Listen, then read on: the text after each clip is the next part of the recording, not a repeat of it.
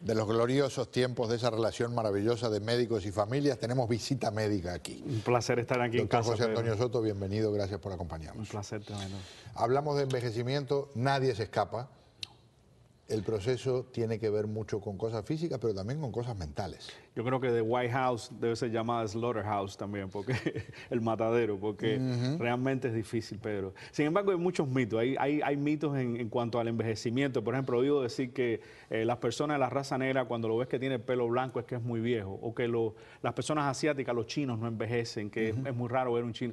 Y realmente son mitos. Hay un estudio publicado por Anales de Dermatología, de Annals of Dermatology, en agosto del año pasado, y el 54% de los coreanos de Sur Corea peinan canas temprano en los 40 años. Es decir, que no es realmente eso que dice. Sin embargo, nos preguntamos, ¿y qué es el envejecimiento? ¿Por qué envejece uno? Bueno, el envejecimiento realmente es la pérdida gradual y progresiva y totalmente irreversible, no hay quien vuelva a ser joven, de la capacidad de adaptación. Es decir, no solamente las funciones, sino de poder adaptarnos. ¿Cómo se ve esto? Por ejemplo, cuando estamos en estrés.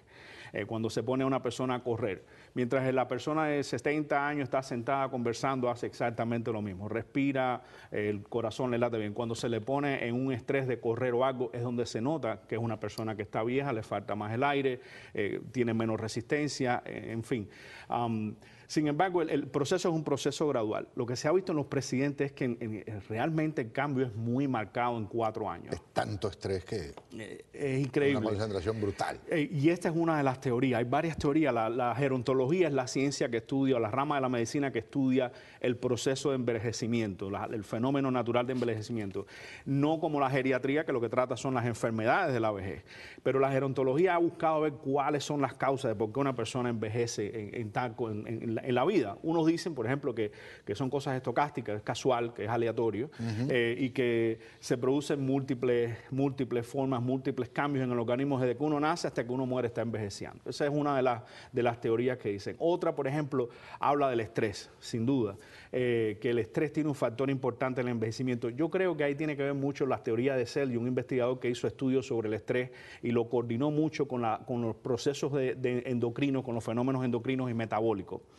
Y esto se enlaza con otra cosa que es la producción de radicales libres, que está muy de moda ahora en alimentos y comidas que ayudan a desoxidizar el organismo o quitar el proceso de oxidación o inhibirlo.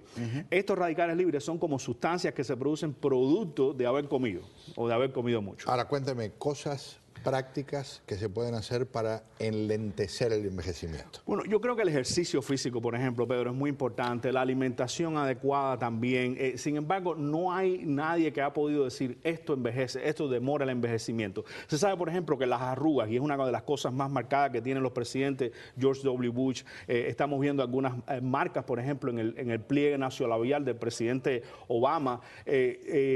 Las arrugas es una de las cosas que más nos preocupa. ¿Y qué cosas son las arrugas? Pues es la pérdida de la capacidad del tejido de regresar a donde estaba. Es decir, a veces uno se ríe, exacto, y pierde la elasticidad y se pierden también las células que producen elasticidad. Se daña, por ejemplo, el colágeno, se daña la capacidad esa, y eso se produce por un fenómeno que se llama entrecruzamiento también, que es otra de las teorías del envejecimiento. Se pierde un poco también el tejido que está debajo de la piel. Los ancianos, las personas mayores, tienen menos grasa debajo de la piel y eso hace lucir la piel menos turgente, menos bonita.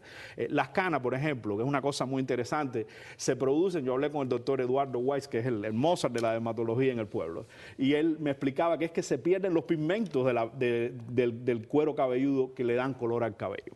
Doctor, ¿usted puede creer? Bueno, ya nos conocemos hace un tiempo, pero hace 3 meses yo tenía el pelo negro. Y yo era rubio. Un gustazo tenerlo acá. Muchísimas gracias por acompañarnos. Realmente un placer. El doctor José Antonio Soto aquí con la familia de Mano Limpia. Vamos a hacer una pausa. Al regresar, una novedad que surgió casi inmediatamente después de algo que se presentó aquí y que previamente había sido denunciado en el nuevo Herald. ¿Y qué va a pasar aquí en América TV? Ya regresamos.